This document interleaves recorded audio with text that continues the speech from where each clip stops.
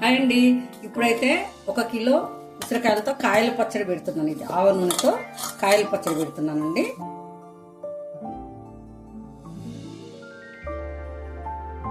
దీనికైతే ఘాట్లు పెట్టాలి, కానీ నేను పెట్టలేదు.